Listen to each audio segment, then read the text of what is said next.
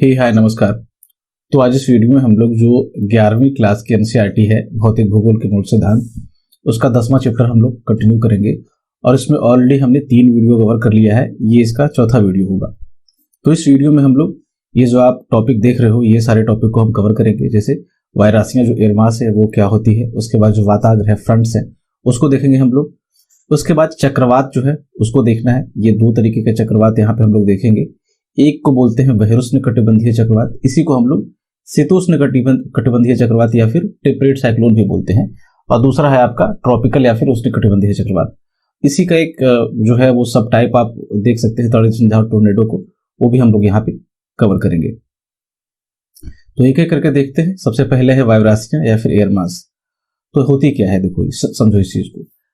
कहा जा रहा है कि जब वायु किसी समांगी क्षेत्र का मतलब क्या हुआ कि एक बहुत बड़ा हिस्सा, ठीक है ना, एक बहुत बड़ा क्षेत्र, चाहे ये आपका मैदानी भाग हो सकता है या फिर मतलब स्थलीय भाग हो सकता है या फिर सागरीय भाग हो सकता है। एक बहुत बड़ा क्षेत्र हो जिसपे 2 जो विशेषताएं हैं वो ज्यादा, देखिए, एक तापमान संबंधी विशेषताएं और आर्द्रता संबंधी विशेषताएं, ये दोनों वहां पे समान होनी चाहिए, ठीक है ना। उसका वहां पे ज्यादा वेरिएशन नहीं होना चाहिए। इस समांगी क्षेत्र में अगर मान लो कि 28 डिग्री टेम्परेचर है, तो इधर वाले हिस्से में भी 28 डिग्री टेम्परेचर होना चाहिए, या फिर थोड़ा बहुत आपका आधा डिग्री इधर उधर हो सकता है, बट ज्यादा अंतर नहीं होना चाहिए। और जो आर्द्रता है उसमें भी ज्यादा वेरिएशन नहीं होना चाहिए। तो वैसे क्षेत्र को जिसपे तापमान और आर्द्रता संबंधी दशाएं बिल्कुल पूरे क्षेत्र पे समान होती है, उसको हम लोग समांगी क्षेत्र या फिर होमोजेनस एरिया बोलते हैं। तो अगर वायु ऐसे किसी समांगी क्षेत्र पे बहुत लंबे समय तक रहती है, तो वो क्या करती है कि इस क्षेत्र के गुणों को क्या करेगी, धारण कर लेगी। उसका जो टेम्परेचर होगा और उसकी जो आर्द्रता होगी उसी समांगी क्षेत्र के जैसी जो है वो हो जाएगी। अगर वो समांगी क्षेत्र गर्म है तो वो आपका गर्म जो है वो वायुराशि बनेगी, जिसको वार्म एयर मास बोलेंगे। या फिर ठंडी है तो ठंडी वायुराशि बनेगी। ये जो समांगी क्षेत्र है, कहा जा रहा है कि या तो महासागरीय हो सकता है या फिर मैदानी भाग हो सकता है, बहुत विस्तृत भाग होगा ये। और तापमान तथा आर्द्रता संबंधी ये जो विशिष्ट गुणों वाली वायु होगी, इसको हम लोग वायुराशि कहते हैं या फिर एयर मास कहते हैं। इसको डिफरेंट तरीके से भी देख सकते हैं आप। ये है कि वायु का वह वृहद भाग, अगला मतलब दूसरा जो डिफिनेशन आप उसको अगर बोलना हो तो यही होगा कि वायु का वह वृहद भाग जिसमें तापमान और आर्द्रता संबंधी क्षैतिज विभिन्नताएं, मतलब जो हॉरिजॉन्टल जो वेरिएशन है किसका, तापमान का और आर्द्रता का, ये ज्यादा ना हो, मतलब कम होना चाहिए। तापमान मतलब जो है उसका वेरिएशन उसमें बहुत ज्यादा नहीं होना चाहिए, क्षैतिज रूप से जितना है एक हिस्से में दूसरे हिस्से में उतना ही होना चाहिए। और आर्द्रता भी है, उसमें भी ज्यादा अंतर नहीं होना चाहिए, उतना ही लगभग होना चाहिए पूरे यहाँ पे क्षेत्र में जो वायु है। हॉरिजॉन्टली क्षैतिज रूप में बात कर रहा है इस तरह से।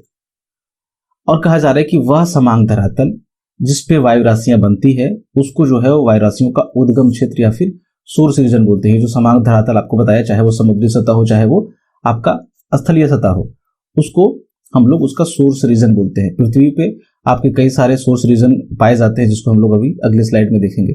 तो मेन जो चीज है, मुद्दा है, वायुराशियों को समझना है। कोई भी पूछे कि वायुराशियां क्या होती है, तो एक बहुत बड़ा वायु का पुंज जिसमें तापमान और आर्द्रता संबंधी जो दशाएं हैं वो लगभग पूरे वायु के जो पुंज में जो है वो लगभग समान होती है, उसको हम लोग वायुराशि कहते हैं। इस चीज को आपको ध्यान में रखना है। तो सोर्स रीजन देखते हैं कि विश्व में कौन कौन से हैं। देखो, प्रमुख 5 उद्गम क्षेत्र जो है वो वायुराशीय के होते हैं। कौन कौन से, वो हम लोग देखेंगे। सबसे पहला है उष्ण और उपोष्ण कटिबंधीय महासागर। जो उष्ण और उपोष्ण कटिबंधों में जो आपका ये समुद्री सतह होता है, वहां पे आपका लगभग टेम्परेचर ज्यादा होगा, एक जैसा होता है, तो वहां पे वायुराशियां बनती है। देखेंगे हम लोग अभी इसको मैप पे भी देखेंगे। दूसरा है, पहले मैं पढ़ देता हूं आपको, फिर जब आपको मैप पे बताऊंगा तो आपको कवर हो जाएगा ये चीज। दूसरा है उपोष्ण कटिबंधीय उष्ण मरुस्थल। जो आपका उपोष्ण कटिबंधीय क्षेत्र में जो 30 डिग्री के आसपास वाले क्षेत्र में आपके लगभग सब ट्रॉपिकल रीजन में जो हॉट डेजर्ट होते हैं, जो खास करके महाद्वीपों के पश्चिमी भाग पे पाए जाते हैं, जैसे सहारा मरुस्थल हो गया, आपका अरबियन प्लेटो पे जो मरुस्थल है, अरब मरुस्थल, ये सब जो क्षेत्र है वहां पे आपका वायुराशियां बनती है। तो दूसरा ये उद्गम क्षेत्र हुआ। तीसरा है कि उच्च अक्षांशों में, यानी कि 60 डिग्री से ऊपर जो अक्षांश है, वहां पे जो ठंडे महासागर है, वो एक रीजन है, वो एक सोर्स है, मतलब उद्गम क्षेत्र है। चौथा है उच्च अक्षांशों में, मतलब फिर से जो 60 डिग्री से ऊपर वाले एरियाज में जो जहां पे बर्फ से जो आच्छादित महाद्वीपीय क्षेत्र है, मतलब जो स्थलीय भाग है, जैसे जो आपका साइबेरिया का भाग हो गया यहाँ पे, एशिया के मतलब रूस का जो साइबेरिया वाला भाग है, कनाडा का भाग है जो ऊपर वाला, वो इस चौथे वाले आपके टाइप में आएगा। तो ये सब हमेशा साल का जो अधिकांश जो हिस्सा है वो बर्फ से यहाँ पे आच्छादित रहता है, ये सारे क्षेत्र। तो यहाँ पे वायरसिया बनती है, और हर क्षेत्र पे जो वायरसिया बनेगी वो अलग अलग होगी, और उसको हम लोग अलग अलग नाम से जानते हैं। तो देखेंगे अभी हम लोग आगे अगले स्लाइड में हम लोग उसको देखने वाले हैं। पांचवा है स्थायी रूप से बर्फ से आच्छादित महाद्वीप, जो अंटार्कटिका आपका है और आर्कटिक है, जहां पे सालों भर 365 दिन बर्फ से वो ढका रहता है, उसको भी हम लोग उद्गम क्षेत्र के रूप में यहाँ पे देखते हैं। तो ये 5 उद्गम क्षेत्र हुआ जहां पे वायरसियों का जो है वो उद्गम होता है, उत्पत्ति होती है। ये देखिए उसका मानचित्र हो गया, इस पे अलग अलग जो है वो वायरसियां दी गई है। तो इसको हम लोग अभी देखते हैं। पहले समझ लीजिए टाइप्स वायरसियों का।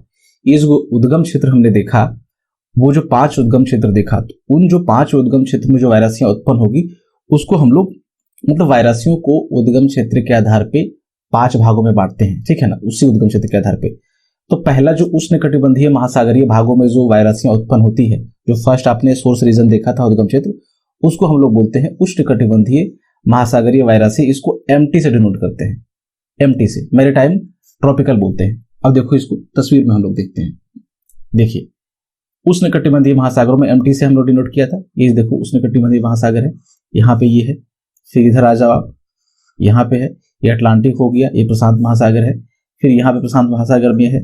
फिर नीचे दक्षिणी गोलार्ध में भी एमटी आप देख रहे हो, मैरीटाइम ट्रॉपिकल, है ना, यानी उष्णकटिबंधीय महासागरों पे ये जो वायरसियां उत्पन्न हो रही है, और इसको हम लोग एमटी से जो है डिनोट कर रहे हैं। यहाँ पे भी देखो एमटी है। तो ये आपका दक्षिणी प्रशांत महासागर है, ये आपका दक्षिणी अटलांटिक महासागर है, ये आपका हिंद महासागर है, यहाँ पे भी एमटी है, ठीक है। तो ये पहला हो गया आपका। दूसरा क्या है, उष्णकटिबंधीय महाद्वीपीय, यानी कि जो मरुस्थलों पे, जो महाद्वीपों के जो मरुस्थलीय भागों पे जो पाया जाता है, उसको हम लोग उष्णकटिबंधीय महाद्वीपीय बोलते हैं। देखो यहाँ पे सोर्स रीजन में आप देखो वापस से जाकर के, दूसरा में क्या था, उपोष्णकटिबंधीय उष्ण मरुस्थल, जो गर्म मरुस्थल होते हैं, जैसे सहारा हो गया, आपका अरब वाला मरुस्थल हो गया। तो यहाँ पे आप देखो ये है उष्णकटिबंधीय मरुस्थल, इसको सीटी से, कॉन्टिनेंटल ट्रॉपिकल, है ना, सीटी से डिनोट करते हैं। और तस्वीर में आप देखो इसको, मतलब मैप में, तो सीटी कहाँ पे है, यहाँ पे है, देखो यहाँ पे भी मरुस्थल है। ये आपका सहारा मरुस्थल, ये वाला क्षेत्र हो गया, ये आपका अरब वाला हो गया। फिर यहाँ पे आप तिब्बतियन प्लेटो है, वो भी एक मरुस्थल है, शीत मरुस्थल है, वो कुछ नहीं है वहां पे, प्लेटो एरिया है वो, ठीक है ना। तो यहाँ पे सीटी हो गया, ये सारे क्षेत्र हो गया। ऑस्ट्रेलिया में जो मरुस्थल है, यहाँ पे सीटी है, ठीक है ना। तो ये आपका दूसरा टाइप हो गया। तीसरा क्या है, तीसरा है ध्रुवीय महासागरीय, यानी कि ध्रुवों के जो महासागर है, ठंडे जो महासागर है, वहां पे जो आपका उत्पन्न होता है, उसको हम लोग ध्रुवीय महासागरीय वायरस बोलते हैं, या फिर अंग्रेजी में बोलेंगे मैरीटाइम पोलर। इसको डिनोट करते हैं हम लोग एमपी से, मैरीटाइम पोलर को, है ना। देखिए इसको मैप पे देख लेते हैं, इसको मैं पहले मिटाता हूं, आपको अच्छे से दिखाई पड़ेगी। एमपी कहाँ कहाँ है, देखो आप, ठंडा महासागर ये है, वहां पे होना चाहिए। तो देखो ये 60 डिग्री से ऊपर के जितने भी महासागर होंगे, एमपी आपको दिख रहा है यहाँ पे। फिर ये वाला एमपी, है ना, यहाँ पे थोड़ा सा आप देख सकते हो, इधर है। फिर ये पूरे भाग पे एमपी है, ये मैरीटाइम पोलर, ये वाला हिस्सा हो गया। चौथा क्या है, चौथा है आपका ध्रुवीय महाद्वीपीय, यानी कि फिर ठंडे प्रदेशों में ही, लेकिन अब वो ये महासागरीय भागों पे ना होकर के महाद्वीपीय भागों पे होगा। इसको हम लोग कॉन्टिनेंटल पोलर बोलते हैं, सीपी, है ना। देखो कहां पे है ये, इसको पहले हटाने दो आपको, देख सीपी कॉन्टिनेंटल पोलर, मतलब ये स्थलीय भागों पे होगा। तो देखो साइबेरिया का जो हिस्सा है वहां पे, मैंने आपको बोला था उसमें भी, ये कॉन्टिनेंटल पोलर हो गया। फिर आपका जो कनाडा वाला हिस्सा है, ये कॉन्टिनेंटल पोलर हो गया, है ना। तो ये मेजोरिटी 2 हिस्से हो गए आपके। और लास्ट का आखिरी जो 5वां होगा, वो है महाद्वीपीय आर्कटिक, यानी कि जो अंटार्कटिका नीचे जो दक्षिणी ध्रुव पे और उत्तरी ध्रुव पे जो आपका पाया जाएगा, वो आपका ये वाला हिस्सा हो जाएगा महाद्वीपीय आर्कटिक, यानी कि सीए, यानी कि कॉन्टिनेंटल आर्कटिक इसको बोलते हैं हम लोग। देख लो आप यहाँ पे सीए कहाँ कहाँ है, तो इसको मिटाने दो। ये हो गया सी आपका, ये पूरा जो एरिया देख रहे हो सी। फिर आपका ये पूरा जो एरिया है आपका सी है ना। तो ये आपको कॉन्टिनेंटल आर्कटिक वाला हो गया ये। तो ये आपका 5 वायरासियां होगी 5 प्रकार की, और ये जो 5 प्रकार है वो किसके आधार पे बना था, वो आपका सोर्स रीजन यानी कि उद्गम क्षेत्रों के आधार पे बना था। ऐसे वायुराशियों को अगर आप हम लोग मोटा माटी माप ले तो 2 भागों में हम लोग बांटते हैं। ये तो आपका सोर्स रीजन के आधार पर हुआ तो हम लोग 5 भागों में बांटा। ऐसे अगर जब भी वायरासियां आप पढ़ेंगे ज्योग्राफी में तो 2 तरीके की होती है। जो वायरासियां गर्म होगी उसको गर्म वायरासी बोलेंगे, मतलब कि वार्म एयर मास, और जो ठंडी होगी उसको हम लोग कोल्ड एयर मास बोलेंगे। अभी इसकी चर्चा हम लोग आगे बार बार करेंगे इस चीज की। अब देखते हैं हम लोग फ्रंट क्या होता है, वाताग्र क्या होता है। तो कहा जा रहा है कि जब 2 भिन्न प्रकार की वायरासियां मिलती है तो उसके बीच जो सीमा क्षेत्र बनता है, जो मीटिंग रीजन बनेगा, देखो एक मान लो कि इधर ठंडी वायरासी आई, ये आप देखो ये ठंडी वायरासी आई, ये गर्म वायरासी है, तो इसके बीच का जो क्षेत्र बनेगा, मान लो कि यहाँ पे थोड़ा सा यहाँ पे थोड़ा सा इसमें गैप ज्यादा है, इसलिए आपको समझने में थोड़ी दिक्कत हो सकती है। तो मान लो कि ये गर्म वायरासी है, ये थोड़ी ठंडी होगी, 2 अलग अलग प्रकार की वायरासी होगी। तो ये जो इसका जो बॉर्डर एरिया होगा जहां पे ये मिलेगी एक दूसरे से, सीमा क्षेत्र, इसको हम लोग बोलते हैं वाताग्र। इसी के सहारे फिर देखेंगे कि ठंडी हवा या फिर गर्म हवा ऊपर चढ़ेगी, ठंडी हवा जब पुश करेगी तो वो देखेंगे हम लोग। और वाताग्रों के बनने की जो प्रक्रिया है, जैसे ये जो वाताग्र है ये तो अभी सीधा है, इसको बोलेंगे हम लोग आगे देखेंगे तो स्टेशनरी फ्रंट बोलते हैं, अचर वाताग्र बोलते हैं। फिर जब हवाएं एक दूसरे को धक्का मुक्की करने लगती है तो फिर अलग अलग थोड़े टेढ़े मेढ़े वाताग्र बनेंगे, वो अलग अलग वाताग्र होंगे। तो ये जो वाताग्र बनने की जो प्रक्रिया है उसको हम लोग वाताग्र जनन या फिर फ्रंटोजेनेसिस जो है वो बोलते हैं। तो वाताग्रों को 4 भागों में 4 प्रकारों में जो है वो बांटा जाता है। पहला शीत वाताग्र, दूसरा है उष्ण वाताग्र यानी कि वार्म फ्रंट, शीत वाताग्र को अंग्रेजी में कोल्ड फ्रंट बोलते हैं। तीसरा है आपका अचर वाताग्र यानी कि स्टेशनरी फ्रंट, और चौथा है आपका ऑक्लूडेड फ्रंट यानी कि अधिविष्ट वाताग्र हिंदी में। तो ये वाताग्र चारों को थोड़ा सा एक्सप्लेन कर लेते हैं हम लोग। सबसे पहला है स्टेशनरी वाताग्र या फिर अचर वाताग्र।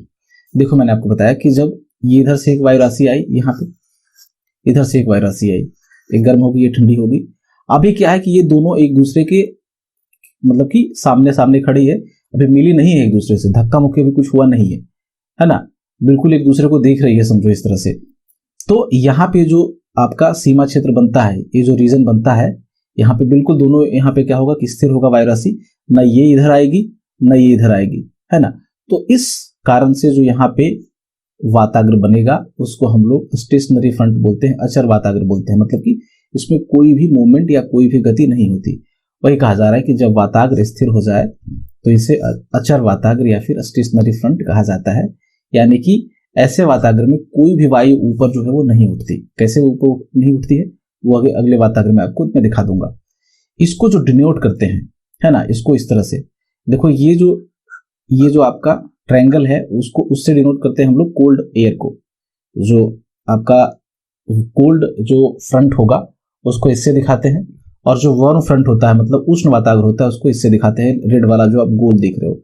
तो स्टेशनरी फ्रंट में एक हवा इधर और एक हवा इधर आकर के दोनों जो है वो बिल्कुल स्थायी होती है। और उसको आपको बस ये जो फिगर जब देखोगे आप तो आपको ये आइडिया हो जाना चाहिए कि स्टेशनरी फ्रंट का है ना। वाताग्रों को जो डायग्रामेटिक वे में दिखाया जाता है ना, वो उसको अलग अलग हर वाताग्र को दिखाया जाता है। तो स्टेशनरी फ्रंट को जो अचर वाताग्र है उसको इस तरीके से दिखाया जाता है।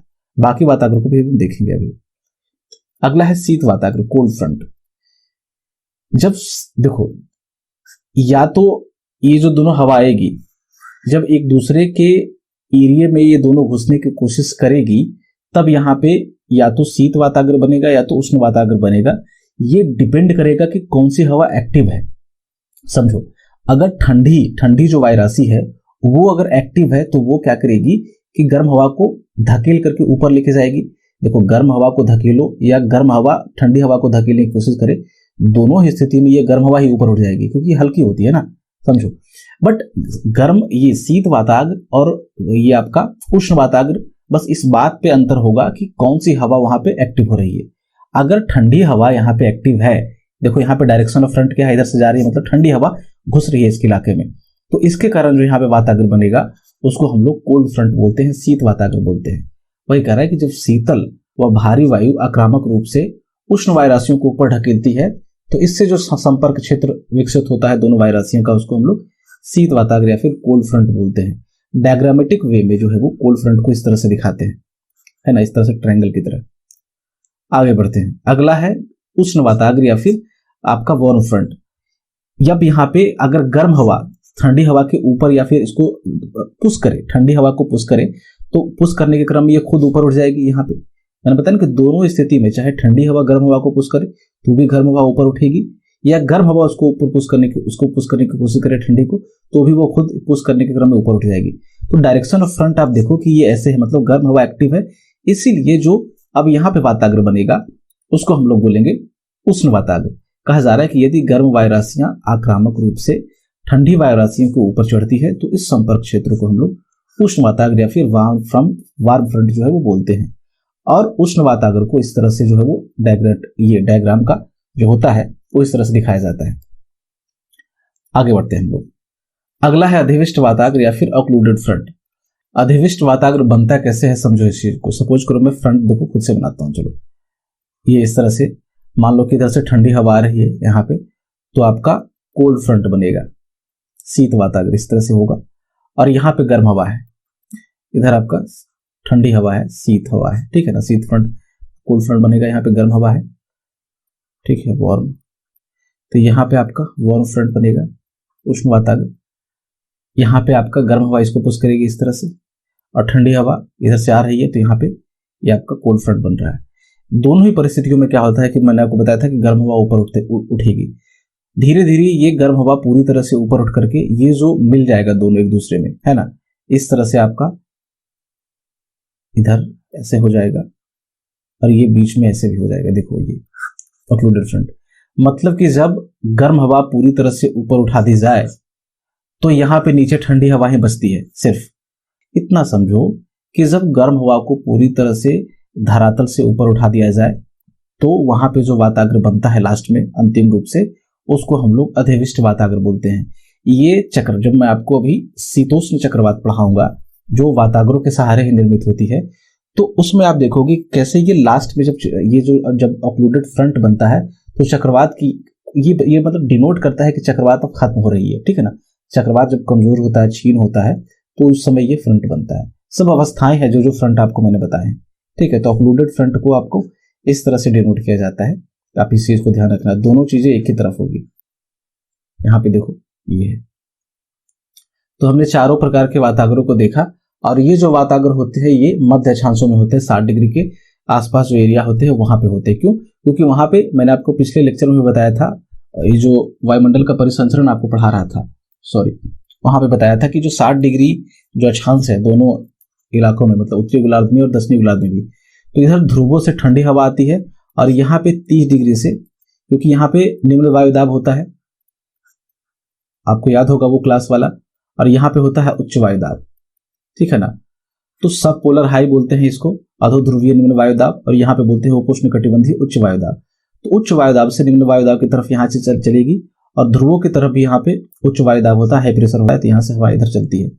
तो इधर से गर्म हवा जाएगी, 30 डिग्री थोड़ा ज्यादा गर्म होता है 60 डिग्री के मुकाबले, तो गर्म हवा इधर से आती है और इधर से ठंडी हवा आती है, और यहाँ पे आपको दोनों प्रकार की वायुराशियां मिलती है, तो फ्रंट का यहाँ पे निर्माण होता है। तो वही कह रहा है कि वाताग्र जो है वो मिड लैटिट्यूड में या फिर मध्य अक्षांशों में निर्मित होते हैं। और तीव्र वायुदाब और तापमान प्रवणता, वायुदाब प्रवणता और तापमान प्रवणता, इसकी जो है वो विशेषता है। देखो जब दो प्रकार की वायुराशियां मिलेगी, एक ठंडी है, एक मान लो गर्म है, ये ठंडी हो गई, एक गर्म हो गई, तो अचानक से क्या होगा कि तापमान यहाँ पे तापमान में अंतर आएगा। तो जब तापमान में अंतर आता है तो उसी को तो बोलते हैं तापमान प्रवणता, और वायुदाब में अंतर आएगा तो उसको बोलेंगे वायुदाब प्रवणता, यानी कि प्रेशर ग्रेडियंट और टेम्परेचर ग्रेडियंट। तो इसकी विशेषता होती है आपका वाताग्रों की, इसके सहारे अचानक से यहाँ पे टेम्परेचर अलग होगा, इस साइड जाओगे तो टेम्परेचर अलग होता है। ये जहाँ पे वाताग्र बनते हैं वहां पे अचानक से जो है वो तापमान में बदलाव लेके आते हैं। इसके कारण वायु जो है ऊपर उठती है। आपने देखा जो गर्म हवा होगी ऊपर उठेगी, बादल बनेगा, जब गर्म हवा ऊपर उठेगी तो तापमान कम होगा, फिर वहां पे संघनन होगा और उसका वहां पे वर्षा होती है बादल बनने के बाद। तो ये सारी चीजें होती है। और हम देखते हैं चक्रवात चीज क्या है, ठीक है ना। तो चक्रवात का मतलब है कि बीच में आपका क्या होगा कि सबसे लोएस्ट जो प्रेशर होता है, निम्नतम लोएस्ट प्रेशर आपका केंद्र पे होता है, और बाहर की तरफ जो है वो वायुदाब जो है थोड़ा थोड़ा ज्यादा होता जाएगा, है ना। यानी कि जैसे जैसे हम बाहर की तरफ जाएंगे वायुदाब बढ़ेगा, और जैसे जैसे अंदर की तरफ जाएंगे वायुदाब घटता जाता है, और जो केंद्र में होता है सबसे कम वायुदाब होगा। तो इसके कारण क्या होता है कि बाहर से केंद्र की तरफ यानी कि उच्च दाब से निम्न दाब की ओर हवाएं चलती है, इधर से इधर की ओर। बट ये जो हवा होगी ऐसे सीधी नहीं चलेगी। क्यों? क्योंकि यहाँ पे एक बल पाया जाता है, मैंने आपको बताया था कोरियोलिस बल, कोरियोलिस फोर्स। तो कोरियोलिस फोर्स क्या करती है कि हवाओं को थोड़ा सा ट्विस्ट कर देती है, उसको विक्षेपित कर देती है, और इसके कारण ये हवा जो है वो ऐसे जो है उत्तरी गोलार्ध में इस तरह से जो है वो बहेगी, यानी घड़ी की सुइयों के विपरीत दिशा में जो है वो प्रवाहित होना शुरू कर देती है और चक्रवातों का जो है वो रूप धारण कर लेती है। तो चक्रवात आपको सिंपल समझना है। अगर कोई पूछे कि चक्रवात क्या है, तो आप कहेंगे कि चक्रवात एक वायु परिसंचरण की प्रणाली है जिसके केंद्र में जो है वो निम्न दाब होता है, और वायु जो होता है वो बाहर से अंदर की तरफ यानी केंद्र की तरफ प्रवाहित होती है। अब जितना तीव्र होगा उतना ज्यादा ये तेज चक्रवात होगा। चक्रवातों को हम लोग क्या करते हैं, दो भागों में बांटते हैं। एक होता है आपका बहिरुष्ण कटिबंधीय चक्रवात यानी कि एक्स्ट्रा ट्रॉपिकल साइक्लोन, जो आपका 30 डिग्री से ऊपर बनता है ना, इसीलिए इसको एक्स्ट्रा ट्रॉपिकल बोलते हैं। ट्रॉपिकल रीजन क्या होता है, 0 से 30 डिग्री के बीच वाला क्षेत्र, और उसके बाहर वाला क्षेत्र एक्स्ट्रा ट्रॉपिकल कहलाएगा, बहिरुष्ण कहलाएगा। इसी को हम लोग शीतोष्ण कटिबंधीय चक्रवात ही बोलते हैं। शीतोष्ण कटिबंधीय चक्रवात अंग्रेजी में बोलेंगे टेम्परेट साइक्लोन। और दूसरा है आपका जो उष्ण कटिबंधीय इलाकों में बनेगा, मतलब ठीक है ना, 0 से 30 डिग्री के बीच में, उसको हम लोग ट्रॉपिकल साइक्लोन बोलते हैं, उष्ण कटिबंधीय चक्रवात बोलते हैं। तो एक एक करके हम लोग इसको देखते हैं। तो सबसे पहला है आपका बहिरुष्ण कटिबंधीय चक्रवात या फिर एक्स्ट्रा ट्रॉपिकल साइक्लोन, इसी को हम लोग शीतोष्ण कटिबंधीय चक्रवात भी बोलते हैं। तो ये देखो आपका कहाँ पे विकसित होती है, ये मध्य एवं उच्च अक्षांशों में, मिड यानी कि 60 डिग्री से ऊपर, इतना समझो, यानी 30 डिग्री से ऊपर, सॉरी 30 डिग्री से ऊपर वाले जो अक्षांश है वहां पे आपका ये विकसित होता है। यहाँ पे आप देख लो, इधर 30 डिग्री से नीचे ये जो ब्लैक वाला हिस्सा देख रहे हो वो हो गया आपका शीतोष्ण कटिबंधीय चक्रवात या फिर ये जो बहिरुष्ण कटिबंधीय चक्रवात उसी को बोलते हैं। और ये जो ग्रीन वाला हिस्सा है जो 30 डिग्री से नीचे बन रही है और 0 डिग्री से बीच में, ये वाला ये है आपका उष्ण कटिबंधीय चक्रवात या फिर ट्रॉपिकल साइक्लोन। तो हम लोग फिलहाल इसको फोकस करेंगे जो ब्लैक वाला होगा। तो वही कहा जा रहा है कि ये आपका उच्च अक्षांशों में बनती है या मध्य अक्षांशों में, इसीलिए उसको बहिरुष्ण कटिबंधीय या फिर शीतोष्ण कटिबंधीय चक्रवात बोलते हैं। ये वहां पे मध्य या उच्च अक्षांशों में जिस क्षेत्र से भी गुजरेंगे वहां पे मौसमी दशाओं में अचानक से जो है वो बदलाव लाते हैं। कैसे लाते हैं अभी पढ़ते हैं इसको हम लोग।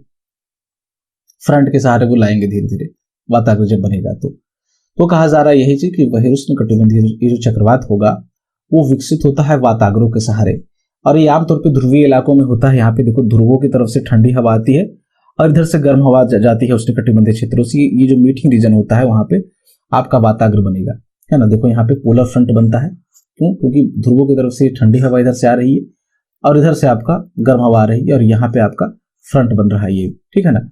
तो यही धीरे धीरे आपका क्या होगा कि जब इसमें विक्षेपण हो, थोड़ा सा ये इधर पुश करेगा इधर पुश करेगा, तो ये जो है ऐसे ऐसे हो जाएगा थोड़ा सा, है ना। उसके बाद धीरे धीरे चक्रवात जो है वो बनेगा। देखेंगे हम लोग स्टेज बाय स्टेज, उसका जो 4-5 स्टेज होता है इसके बनने की जो अवस्था होती है उसको कवर करेंगे अभी हम लोग। तो शुरुआत में जो वाताग्र होगा वो स्टेशनरी होता है या अचर होता है। अचर वाताग्र आपको ही बताया था पिछले वाले स्लाइड पे कि बिल्कुल यहाँ पे दोनों हवा जो है वायरसियां जो आकर के स्थायी रूप से यहाँ पे बिल्कुल मूवमेंट उसमें नहीं होगा, और जब बिल्कुल मूवमेंट नहीं होगा तो यानी कि अचर वाताग्र यहाँ पे स्टेशनरी फ्रंट बनेगा। उत्तरी गोलार्ध में ये जो वाताग्र है उसके दक्षिण में देखो वही कहा जा रहा है कि जो उत्तरी गोलार्ध है वहां पे जो वाताग्र बनेगा, तो वाताग्र के दक्षिण से इस साइड से गर्म हवा आ रही होगी यानी कि वार्म हवा आएगी, और उत्तर से जो यहाँ पे है वो ठंडी हवा आ रही होती है, और दोनों जब मिलती है तो वाताग्र का निर्माण होता है। जब ये वाताग्र बनता है तो उसके साथ साथ क्या होगा कि वायुदाब भी घटेगा, और ये जो गर्म हवा होगी वो उत्तर दिशा की ओर, और जो ठंडी हवा होगी वो दक्षिण दिशा की ओर क्या करेगी, ये घुसने की कोशिश करेगी। देखो ये जो ठंडी हवा है वो दक्षिण की दिशा की ओर यहाँ पे उसको पुश करेगी गर्म हवा को। इसके कारण यहाँ पे आपका जो है ये शीत वाताग्र बनता है, और ये जो गर्म हवा होगी उसको उत्तर दिशा की ओर जो है वो पुश करने की कोशिश करेगी। और उत्तरी इसके कारण से यहाँ पे क्या होगा कि चक्रवातीय परिसंचरण जो है ये इस तरह से आपका चक्रवात की तरह एक रचना होगी, और ये जो चक्रवाती परिसंचरण होगा ये उत्तरी गोलार्ध में क्या होगा कि घड़ी की सुइयों की विपरीत दिशा में होगा। ध्यान रखना है इस चीज को। घड़ी की सुइयां कैसे चलती है, आपका ये घड़ी है तो ऐसे चलेगी, इस तरफ से इधर चलती है ना, लेकिन ये जो आप देख रहे हो कि ये इधर चल रही है ऐसे उल्टा। तो यहाँ पे उत्तरी गोलार्ध में जो चक्रवाती परिसंचरण होता है वो घड़ी की सुइयों के विपरीत दिशा में होता है, मतलब एंटी क्लॉकवाइज होता है, और दक्षिणी गोलार्ध में ये क्लॉकवाइज होगा। ये आप ये देख रहे हो ऐसे हो जाएगा, ये ऐसे हो जाएगा दक्षिणी गोलार्ध में। इस चीज को आपको ध्यान में रखना है। इस चक्रवाती प्रवाह से बहुउष्ण कटिबंधीय चक्रवात जो है विकसित होगा, जिसमें एक उष्ण वाताग्र होगा। ये आप देख रहे हो, ये जो फ्रंट आपका बन रहा है ये उष्ण वाताग्र है। क्यों? क्योंकि यहाँ पे गर्म हवा जो है वो एक्टिव है और उसको पुश कर रही है। और एक शीत वाताग्र होगा जहां पे आपका एक ही वाताग्र में ये दोनों, मतलब एक ही जो आपका चक्रवात होगा उसी में ये दोनों जो है वो फ्रंट पाया जाएगा। तो जहां पे ठंडी हवा ये दो पुश कर रही है वहां पे आपका शीत वाताग्र यहाँ पे बनेगा, है ना। तो ये उष्ण वाताग्र और ये ठंडे जो शीत वाताग्र है वो विकसित होता है। आगे बढ़ते हैं हम लोग। ये साइक्लोन बनता कैसे है, एक बार तस्वीर से देख लो तो फिर आपको बहुत अच्छे से क्लियर हो जाएगा। ये देखो, जब दो इलाके से हवा आई, उत्तर से आपकी ठंडी हवा आई और नीचे से गर्म हवा आई, लेकिन दोनों ने एक दूसरे को अभी एक दूसरे के इलाके में प्रवेश करना शुरू नहीं किया है, बिल्कुल एक दूसरे के सामने बस खड़ी है आकर के, है ना। तो उस कंडीशन में जो यहाँ पे वाताग्र बनेगा उसको हम लोग बोलते हैं अचर वाताग्र, यानी कि उसमें कोई मूवमेंट नहीं होता है, स्टेशनरी फ्रंट। आपको बताया था मैंने कि 4 तरह के वाताग्र होते हैं। फिर क्या होगा कि थोड़ा थोड़ा एक दूसरे के इलाके में ये जो हवा है वो घुसने की कोशिश करती है ना। ये स्टेशनरी फ्रंट है, वो थोड़ा इस तरह से वेव की तरह जो है वो वेवी लाइक स्ट्रक्चर होता है। और यहाँ पे ये जब पुश करेगी एक दूसरे को तो इस तरह से यहाँ पे ठंडी हवा इधर आपका दबाने की कोशिश करेगी इसको, मतलब कि दक्षिण की तरफ, और गर्म हवा होगी वो उत्तर की तरफ इसको पुश करने की कोशिश करेगी उत्तरी गोलार्ध में। जिसके कारण क्या होगा कि यहाँ पे स्पष्ट रूप से शीत और उष्ण वाताग्रों का निर्माण होता है। ये आपका जब ठंडी हवा यहाँ पुश कर रही है तो शीत वाताग्र यानी कि कोल्ड फ्रंट, और यहाँ पे गर्म हवा इसको पुश कर रही है तो यहाँ पे बनता है उष्ण वाताग्र यानी कि वार्म फ्रंट।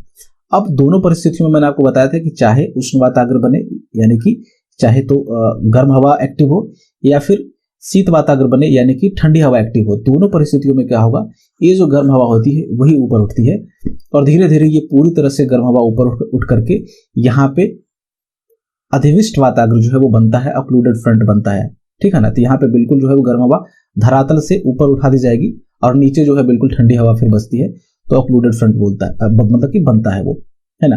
तो ये जो है वो चक्रवात की अंतिम अवस्था होती है। इसके बाद जो है चक्रवात जो है वो क्षीण हो जाता है और इस तरह से फिर हवाएं जो है एक दूसरे के समानांतर वो प्रवाहित होने लगती है। तो ये पूरा का पूरा जो है वो साइकिल हो गया एक्स्ट्रा ट्रॉपिकल साइक्लोन की फॉर्मेशन और उसके खत्म होने का, उसके क्षीण होने का। कहा जा रहा है कि इस चक्रवात में, अब इसको थोड़ा सा देख लेते हैं डिस्क्रिप्शन में, कह रहा है कि इस चक्रवात में जो कोष्ण वायु है या कोष्ण खंड है, देखो एक होता है दो, आपको पता है कि 2 वाताग्र हो गए, अब 2 सेक्टर होते हैं, इसमें 2 खंड होते हैं। यहाँ पे देखो ये हो गया आपका शीत वाताग्र और ये हो गया आपका उष्ण वाताग्र, फ्रंट हो गया ये। अब क्या है कि जिधर ठंडी हवाएं हैं, ये जो आपका पूरा क्षेत्र देख रहे हो जहां ठंडी हवाएं हैं, इसको हम लोग बोलेंगे शीत खंड।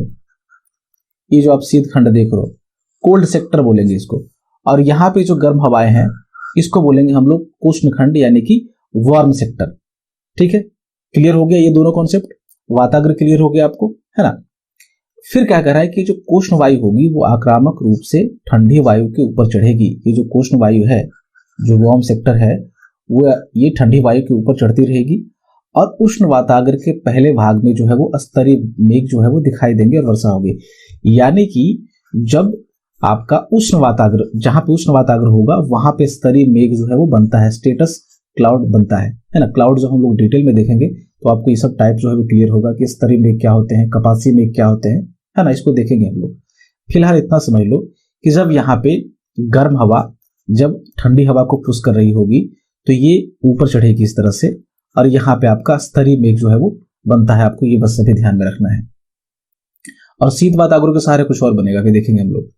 फिर ये पीछे से जो शीत वाताग्र आ रही होती है, वही कह रहा है कि पीछे से आता शीत वाताग्र उष्ण वायु को ऊपर ढकेलता है। ये जो आ रहा है इसको ऊपर ढकेलेगा, फिर से वापस से जो गर्म हवा होगी वो ऊपर उठेगी, जिसके परिणाम स्वरूप शीत वाताग्र के साथ साथ कपासी मेघ बनेगा। देखो, जो शीत वाताग्र गर्म हवा को ऊपर ढकेलेगा ना, तो ये बहुत स्टीप ढाल बनता है, बिल्कुल तीव्र ढाल बनता है, और जिसके कारण से क्या होता है, यहाँ पे कपासी मेघ या फिर क्यूमुलोनिम्बस क्लाउड इसको बोलते हैं, ये यहाँ पे बनता है। अगर शीतल वायु जो है वो धकेलेगी तो जब धकेलेगी तो हवा अचानक से ऊपर उठा दी जाएगी, नहीं गर्म हवा ऊपर जाएगी, तो ऊपर जाने के बाद जब टेम्परेचर कम होगा तो आप हवा का संघनन होगा, क्योंकि उसमें आर्द्रता होती है, बादल बनते हैं। जब और संघनन होगा और थोड़ा सा ऊपर जाएगी तो यहाँ पे वर्षा होगी, ठीक है ना। तो दोनों वाताग्रों के सहारे बादल बनते हैं, समझिएगा इस चीज को। आपका उष्ण वाताग्रों के सहारे स्तरीय मेघ बना था, पीछे हमने देखा, और शीत वाताग्रों के सहारे कपासी मेघ यानी कि क्यूमुलस क्लाउड बनता है। शीत वाताग्र जो होता है वो उष्ण वाताग्र की अपेक्षा तीव्र गति से चलता है और अंततः उष्ण वाताग्र को पूरी तरह से ढक लेता है। मैंने आपको बताया ये जो शीत वाताग्र होगा धीरे धीरे इसको धक्का देते हुए क्या करेगा कि यहाँ पे देखेंगे कि पूरी तरह से ये खत्म कर देगा उष्ण वाताग्र को, या फिर ये जो गर्म हवा होगा वार्म सेक्टर होगा उसको, और पूरी तरह से ढक लेगा। और बाद में इसी को हम लोग इसीलिए ऑक्लूडेड फ्रंट बनता है, अधिविष्ट वाताग्र यहाँ पे बनता है और साइक्लोन का यहाँ पे क्षय हो जाता है, बिल्कुल है ना। ये कोष्ण वायु जो है वो ऊपर उठती है, यानी कि गर्म हवा ऊपर उठती है और इसका भूतल से जो है वो कोई संपर्क नहीं रहता। यहाँ पे ये जो अधिविष्ट वाताग्र की बात हो रही है तो इसका भूतल से कोई संपर्क नहीं रहता तथा अधिविष्ट वाताग्र बनता है एवं चक्रवात धीरे धीरे क्या होता है, क्षीण हो जाता है। बता चुका मैं आपको। तो ये था आपका शीतोष्ण कटिबंधीय चक्रवात या फिर बहिरुष्ण कटिबंधीय चक्रवात। अब देखेंगे हम लोग उष्ण कटिबंधीय चक्रवात यानी कि ट्रॉपिकल साइक्लोन। तो ट्रॉपिकल साइक्लोन में भी यही होगा कि बीच में आपका क्या होगा कि बीच में एकदम निम्न वायुदाब होगा और बाहर की तरफ वायुदाब बढ़ता है, यानी कि बाहर की तरफ जाएंगे तो वायुदाब थोड़ा बढ़ेगा। देखो यहाँ पे 200 हुआ, यहाँ पे 300 हुआ, है ना। अंदर की तरफ जाएंगे तो वायुदाब घटेगा और यहाँ पे न्यूनतम होता है, इसीलिए कि यहाँ पे बाहर से जो है वो केंद्र की तरफ हवाएं चलती है और उत्तरी गोलार्ध में जब हवा चलेगी तो चक्रवाती परिसंचरण के रूप में तो ये घड़ी की सुइयों की विपरीत दिशा में होगी। इस चीज को आपको याद रखना है, बेसिक जो कॉन्सेप्ट है चक्रवातों का। एक यह कह रहा है कि उष्णकटिबंधीय चक्रवात जो है वो आक्रामक तूफान है और इसकी जो उत्पत्ति होती है वो उष्णकटिबंधीय क्षेत्रों में महासागरों पे होती है। इस चीज को आपको बहुत अच्छे से ध्यान रखना है। देखो जो आपका शीतोष्ण कटिबंधीय चक्रवात था पिछला जो मैंने आपको बताया वो महासागरों पे हुई हो सकती थी। देखो यहाँ पे जैसे यहाँ पे वायरासिया बन रही थी तो यहाँ पे भी हो गई ठंडे क्षेत्रों में, ठीक है ना।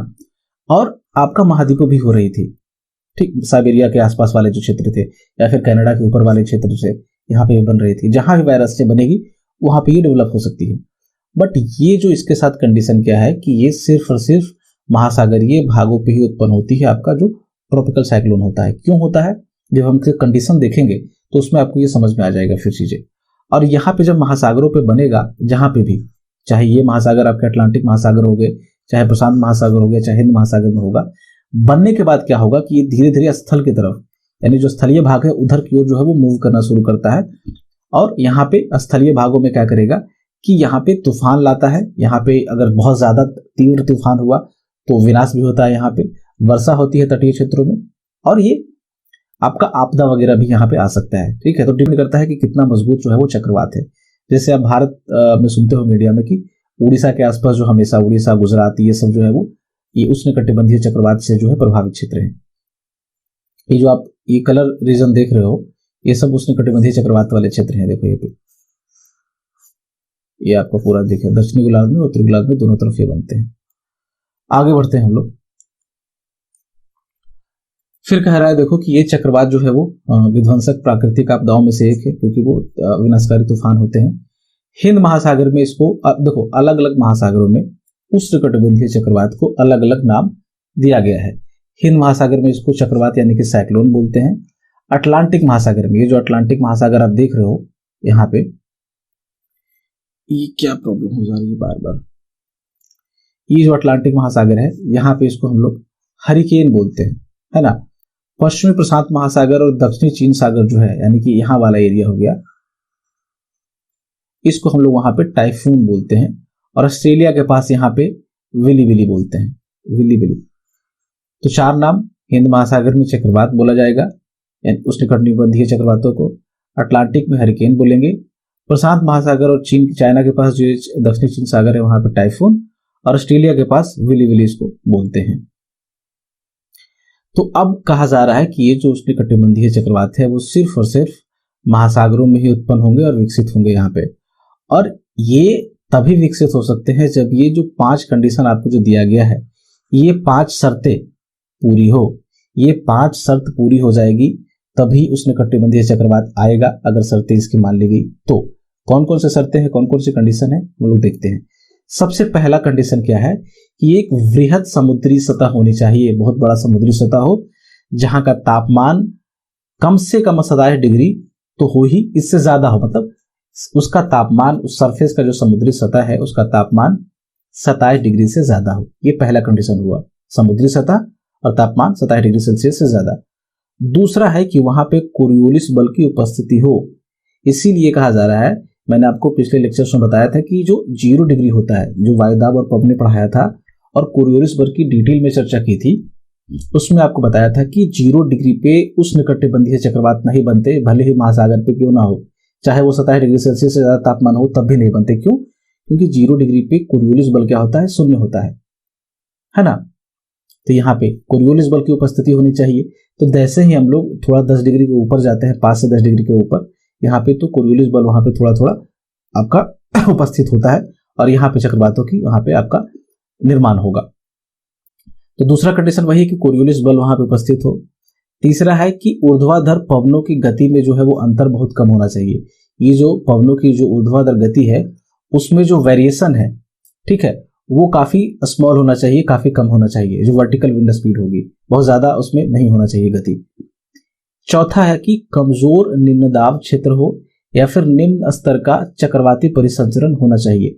समुद्र पे ये जो देखो तीनों जब कंडीशन फुलफिल होगा तो चौथा वही बोल रहा है कि छोटा सा इस तरह से भंवर हो वहां पे, यानी कि निम्न दाब क्षेत्र जो है वहां पे एक थोड़ा सा विकसित होना चाहिए, या फिर जो महासागर की सतह होगी वहां पे एक लो जो है वो साइक्लोनिक, जो पहले से जो है प्री साइक्लोनिक जो चीजें हैं वो डेवलप होनी चाहिए वहां पे, यानी कि चक्रवाती परिसंचरण होनी चाहिए थोड़ा सा, है ना, बहुत ज्यादा नहीं। वही क्या होगा कि वही जाकर के इंटेंसिफाई हो जाएगा तो आपका साइक्लोन जो है वो डेवलप होता है।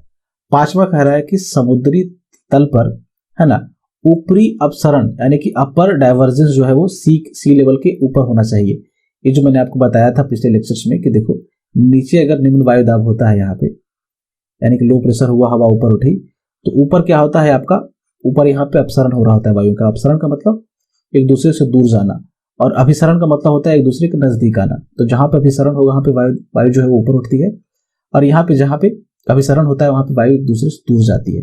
तो यहाँ पे वही कह रहा है कि जो समुद्र तल है उसके ऊपरी हिस्से में जो है वहां पे आपका मतलब समुद्र सतह पे नहीं, वायुमंडल की बात हो रही है, वायुमंडल में यहाँ पे अपर लेवल का डाइवर्जेंस होना चाहिए, इसी को मतलब कि अपसरण होना चाहिए, यही कॉन्सेप्ट है। तो ये जब 5 कंडीशन जो है वो पूरी होगी तब जाकर के आपका उष्णकटिबंधीय चक्रवात जो है वहां पे बनता है ना। इस चीज को आपको ध्यान रखना है।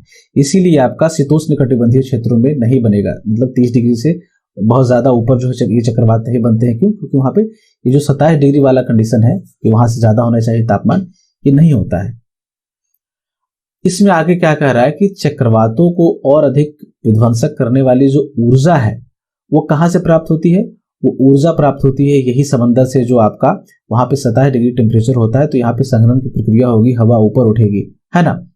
और यहाँ पे हवा जब ऊपर उठती है तो बनता है वहां पे, जब हवाओं का संघनन होगा ऊपर जाकर के, टेम्परेचर जब कम होगा तो कपासी स्तरीय जो है मेघ वहां पे बनता है। और ये आपके केंद्र के चारों ओर जो है ये आप मेघ वहां पे देख सकते हो, रेन डेवलप होगा। तो इन तूफानों के समुद्रों से लगातार आर्द्रता की आपूर्ति से ये तूफान जो है वो अधिक प्रबल होते हैं, और स्थल पे जैसे ही पहुंचेगी इसकी जो आर्द्रता की आपूर्ति होती है ये रुक जाती है और ये क्षीण होना शुरू हो जाता है, मतलब कमजोर होना शुरू होता है और धीरे धीरे समाप्त हो जाएगा। ये देखो आपको बहुत ज्यादा सर नहीं खपाना है, बस इतना ध्यान रखना है कि ये जो चक्रवात है इसको ऊर्जा मिलती है समुद्र से। हम जो समुद्र की जो गर्म सतह होती है, जो 27 डिग्री से ज्यादा वहां का तापमान होता है, इसी गर्म सतह से लगातार जो है उसको ऊर्जा मिल रही होती है इस चक्रवात को। और जैसे ही स्थल पे जाएगा, मान लो कि समुद्री एरिया है और ये स्थलीय भाग है, तो जैसे ही यहाँ पे सतह ये स्थल पे गया तो ये जो ऊर्जा मिल रही होती है वो बंद हो जाती है। क्यों? क्योंकि वह स्थलीय भाग आ गया, जिसके कारण से जब ऊर्जा की जो और आर्द्रता की जो आपूर्ति है वो जब रुकेगी तो ये धीरे धीरे कमजोर होकर के वो खत्म हो जाना मतलब कि शुरू हो जाएगा। ठीक है, वह स्थान जहां पे ये जो उष्णकटिबंधीय चक्रवात है तटों को पार करते हैं, मतलब जहां पे स्थल पे मिलते हैं या करके यहाँ पे, है ना, तट को पार करके जमीन पे पहुंचते हैं, उसको हम लोग बोलते हैं चक्रवात का लैंडफॉल, है ना। यानी कि वह स्थान जहां पे ये तटों से टकराएंगे उसको हम लोग चक्रवात का लैंडफॉल बोलते हैं। ये जो चक्रवात होते हैं जब ये 20 डिग्री उत्तरी अक्षांश से गुजरेंगे तो उसकी जो दिशा है वो बिल्कुल निश्चित नहीं होती है कि कहाँ पे जाएगा, और बहुत ज्यादा ये विध्वंसक होते हैं अगर ये 20 डिग्री के आसपास अक्षांश से गुजरते हैं तो। आगे बढ़ते हैं। देखो इसका स्ट्रक्चर एक बार समझ लो। ये जो तस्वीर आपको दिख रही है ये उष्णकटिबंधीय चक्रवात है। यहाँ पे जो आप हिस्सा देख रहे हो सबसे बीच में, इसको बोलते हैं चक्रवात की आंख, आई इसको बोलते हैं। यहाँ पे क्या होता है कि यहाँ पे वायु का अवतलन होता है। इस चीज को आपको बस ध्यान में रखना है। बहुत सारे लोगों को लगता है कि चूंकि यहाँ पे सबसे लोएस्ट प्रेशर होगा, निम्न दाब होगा, तो यहाँ पे वायु ऊपर उठनी चाहिए। नहीं, यहाँ पे जो कि ये जो वायु चक्रवात के साथ बहुत ज्यादा ऊपर जो उठती है, यहाँ पे बीच में वायु जो है वो अवतलित होने लगती है। थोड़ा सा यहाँ पे डिफरेंस होता है आंख में। इसीलिए जो चक्षु का रीजन होगा, चक्षु भी बोलते हैं इसको आंख को, तो चक्षु का जो रीजन होता है वहां पे यहाँ पे जो बहुत ज्यादा हवा जो देखेंगे कि बहुत ज्यादा नहीं चलती है, ये शांत एरिया होता है यहाँ पे। और उसके आंख के आसपास जो एरिया पाया जाता है उसको हम लोग बोलते हैं चक्षु भित्ति, आई वॉल है ना। ये आई वॉल है, चक्षु भित्ति है, आंख की दीवार आप कह सकते हो इसको। यहाँ पे हवाएं जो है वो बहुत तीव्र गति से ऊपर उठ रही होती है।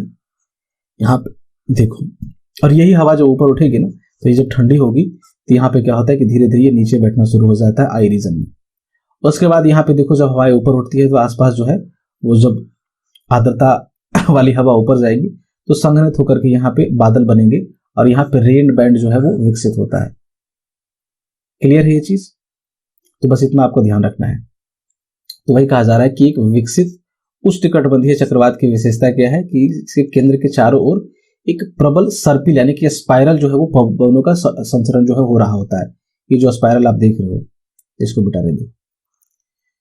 ये जो स्पाइरल आप देख रहे हो, यहां से आप ये जो स्पाइरल जा रही है इस तरह से, ये जा रहे हैं ना स्पाइरल, ये वाला, ये तो स्पाइरल एक मतलब कि सर्पिल जो है परिसंचरण होता है पवनों का नीचे से ऊपर की तरफ, और जिसे इसकी आंख जो है वो कहा जाता है। यहाँ पे जो आंख है इसकी, और इस आंख का जो व्यास होता है, डायमीटर होता है, वो लगभग 150 से 250 किलोमीटर तक ये होता है। पूरे चक्रवात तो और बहुत ज्यादा बड़ा होता है। बस इतना भी याद रखो कि आंख का जो व्यास होगा, डायमीटर होगा, वो लगभग 150 से 250 मीटर होता है।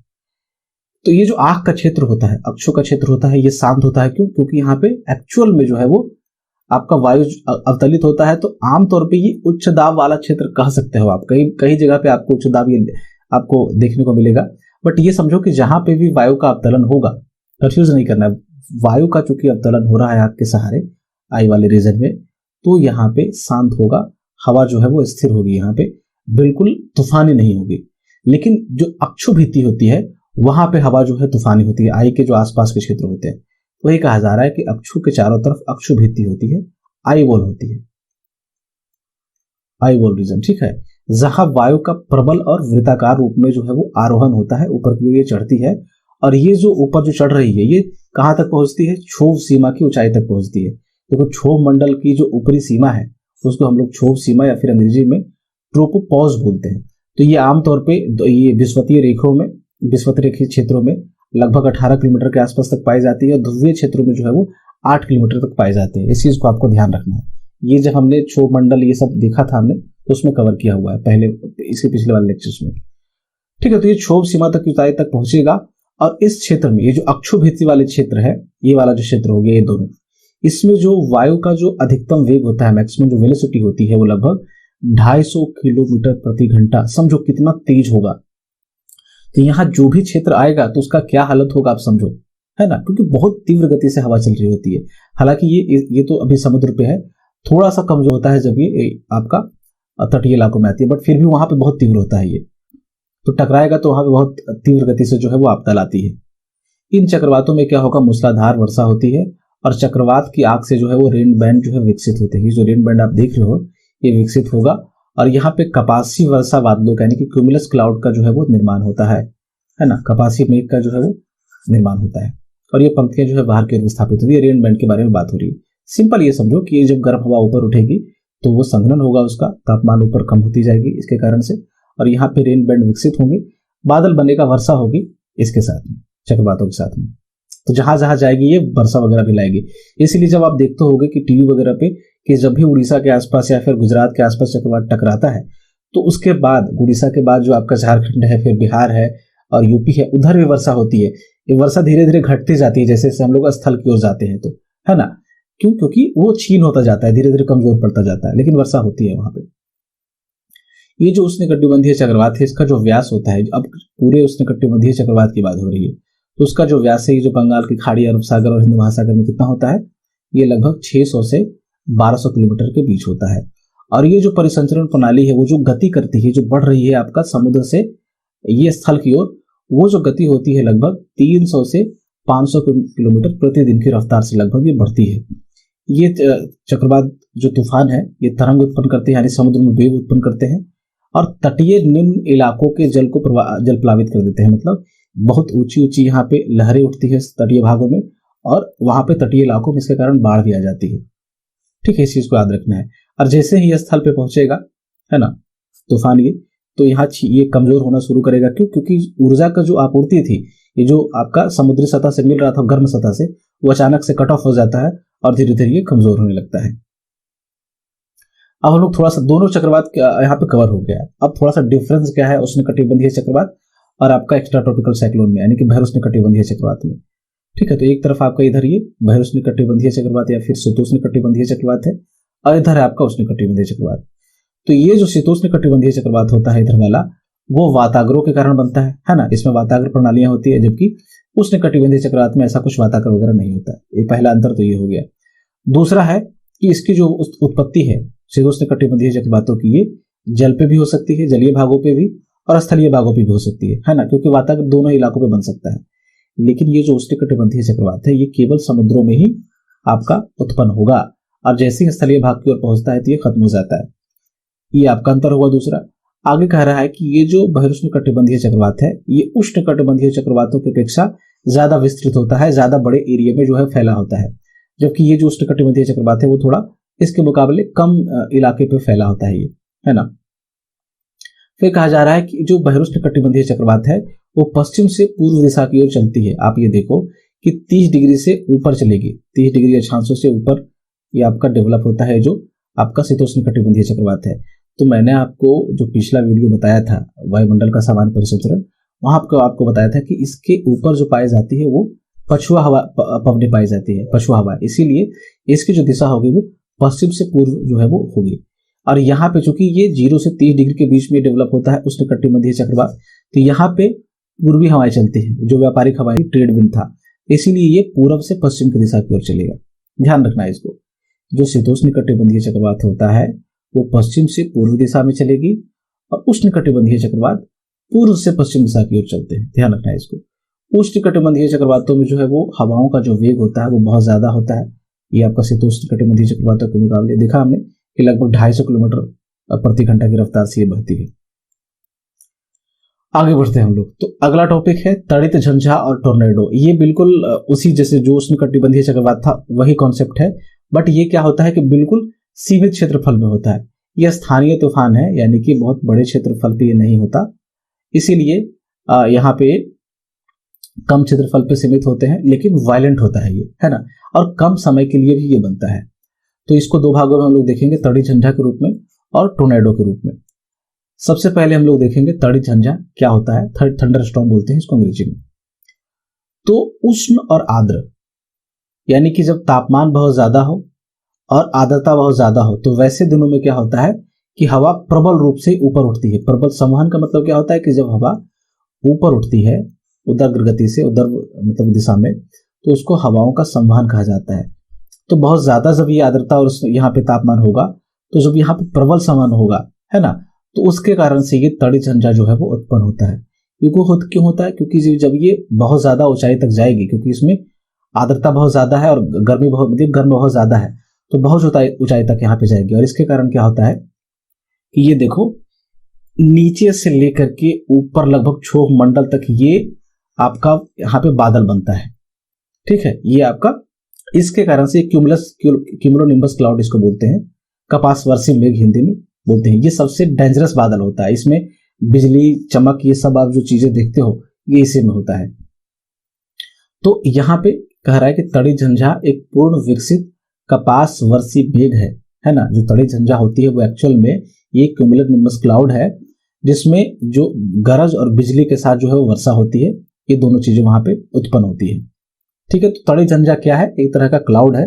और कौन सा क्लाउड है? क्यूमुलोनिम्बस क्लाउड है, जिसकी ऊंचाई काफी ज्यादा होती है, धरातल से लेकर के लगभग आपका क्षोभ मंडल तक होता है ना। और ये बनता है क्यों? क्योंकि जब उन दिनों में जब बनेगा जब ये प्रबल होगा, कहाँ पे?